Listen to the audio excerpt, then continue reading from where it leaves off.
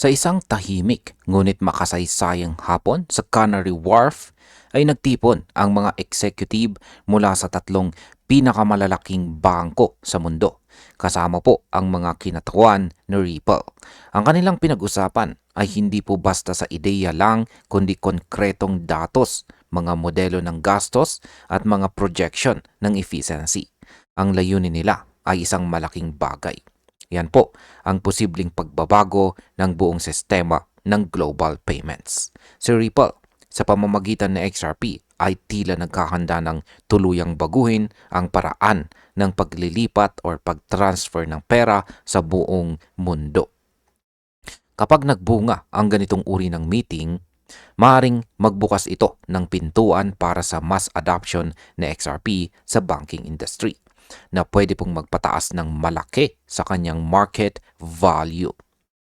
At ayan, ang ating unang katanungan dito ay paano nga ba gumagana ang microscopic precision ng XRP? Ayan.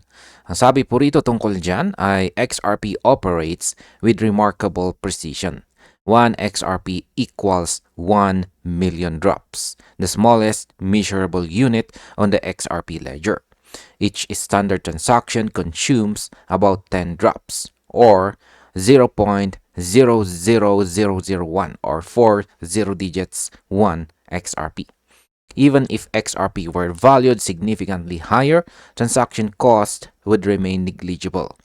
That low-cost structure offers scalability that legacy systems cannot replicate. For banks moving billions daily, the savings could be immense. At ayan, ano nga bang ibig sabihin yan? Paliwanag natin. Si XRP ay may kakaiba daw pong katangian, ang tinatawag na microscopic precision. Ang ibig sabihin nito ay ang 1 XRP ay binubuo ng 1 million drops. Sa bawat transaction, karaniwang 10 drops lang ang nagagamit o katumbas po yan ng 4 zero digits 1 XRP. Ibig sabihin kahit gaano pa kataas ang presyo ng XRP, halos wala pa ring halaga ang transaction fee. Para sa mga bangkong naglilipat ng bilyong halaga araw-araw, napakalaki po ng matitipid nila. Ang ganito pong efficiency ay hindi kayang tapatan ng mga lumang sistema ng pagbabayad. Kaya sa market impact, dahil po sa sobrang baba ng transaction cost, mas nagiging attractive sa XRP sa mga financial institutions na gustong magbawas ng gastos sa bawat cross-border transactions. Sunod na tanong ay bakit po ba nakatuon ang mga bangko sa technology ito? Yan, ang sabi po rito ay every executive in that London room understood the implications. Lower settlement costs mean wider profit margins and reduced client fees. More importantly, settlement time could shrink from days to seconds. This efficiency is not theoretical, it is mathematically and technologically proven. Ripple's technology has already demonstrated reliability in cross-border corridors involving major financial institutions worldwide. Paliwanag natin yan.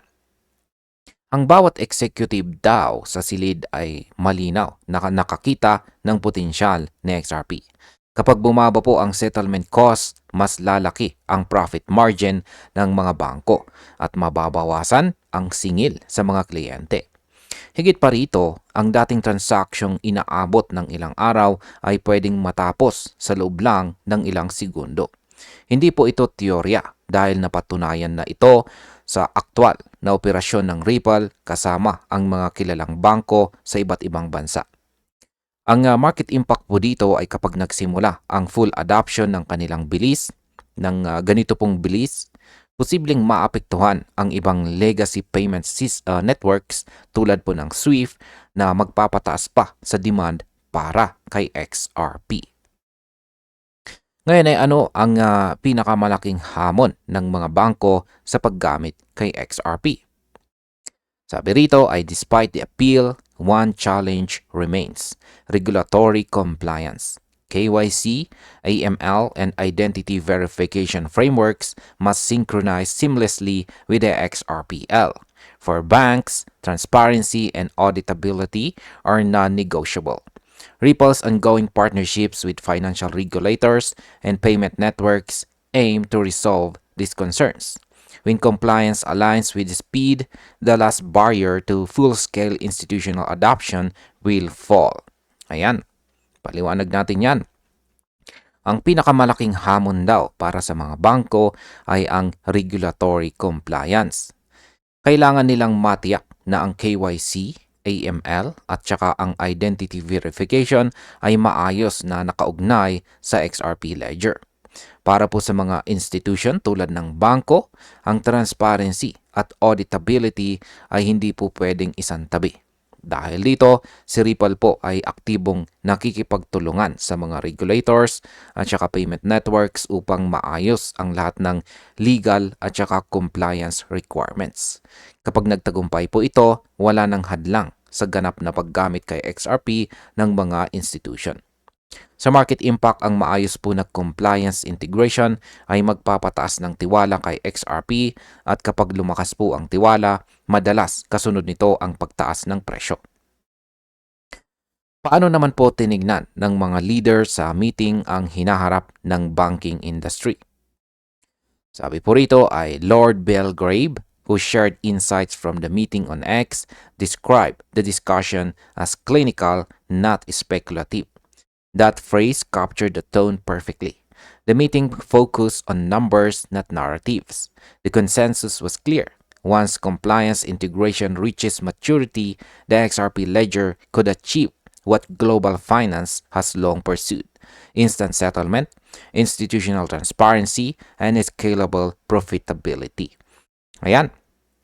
Ayon daw po kay Lord Belgrave, isa sa mga dumalo, clinical, not speculative daw ang naging tono ng meeting.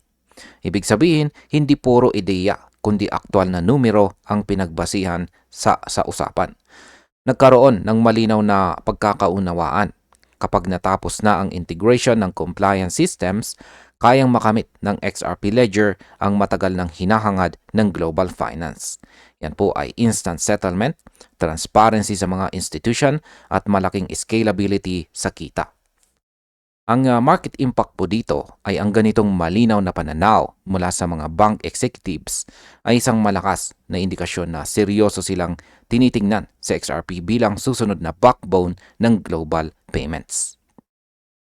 Ano naman po ang kahulugan ng meeting na ito sa Canary's Wharf? Sabi rito, the quiet afternoon in London signaled more than a business meeting. It hinted at a turning point in the architecture of cross-border finance. The technology is ready. The math works. What remains is the alignment of regulatory systems with blockchain precision. As Lord Belgrave noted, the future of global payments is no longer being imagined. It has already been engineered. Yan. Ano nga bang ibig sabihin yan? Yung tahimik daw na hapon na iyon sa London ay higit pa sa isang business meeting. Ito po ay simbolo ng malaking pagbabago sa structure ng global system ng pagbabayad or payment. Handa na ang technology, tama ang mga kalkulasyon, at ang tanging kulang na lang ay ang ganap na pagkakahanay ng mga batas at regulasyon sa bilis ng blockchain system. Tulad ng sinabi ni Lord Belgrave, ang hinaharap ng global payments ay hindi na po basta iniisip. Ito po ay na-engineer na. Sa market impact, kapag tuluyan pong nagkasundo ang mga regulators at saka institution, asahan po natin ang malawakang adoption na posible pong magtaas kay XRP sa bagong record highs. At ayan, bilang panghuli ay ang aking opinion naman tungkol dito ay kung susumayin po natin ang lahat, malinaw na papunta na po tayo sa bagong yugto ng global finance. Sa XRP ay hindi na lang isang digital asset, kundi isang posibleng core system ng mga bangko sa buong mundo. Ang microscopic precision nito, sobrang baba na fees at bilis ng settlement ay nagbibigay po sa kanya ng edge na hindi kayang tapatan ng traditional system. Bilang mga traders at investors ay kailangan po natin na maging alerto sa mga ganitong developments. Dahil kapag tuluyang pumasok ang malalaking bangko sa XRP ecosystem, hindi na lang simpleng rally ang posibleng mangyari. Maaring ito na ang simula ng malaking revaluation kay XRP sa global scale. Kaya sa tingin ko po, ang meeting na ito ay malinaw na sinyales na si XRP ay papunta na sa mas mataas na antas. Handa na ang technology, handa na po ang mga institution at mukhang malapit na rin ang mundo sa pagtanggap ng blockchain bilang bagong backbone ng international payments. At ayun, hanggang dito na lamang po tayo sa video na ito mga ka-crypto. Maraming salamat sa panonood.